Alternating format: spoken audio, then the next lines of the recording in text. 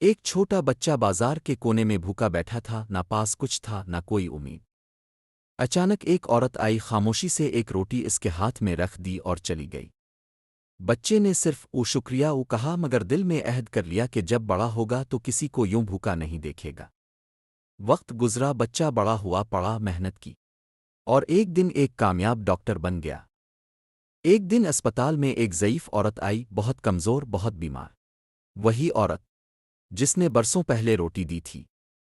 Doctor نے اسے چپ چاپ بہترین علاج دیا۔ جب بل آیا تو اس پر صرف ایک جملہ لکھا تھا، ادا ہو چکا ہے۔ اس ایک روٹی کے بدلے نیکی کبھی ضائع نہیں جاتی۔ شاید آپ کا ایک چھوٹا سا عمل کسی کی پوری زندگی بدل دے۔ اگر کہانی اچھی لگی ہو تو چنیب گرافکس کو فالو ضرور کریں۔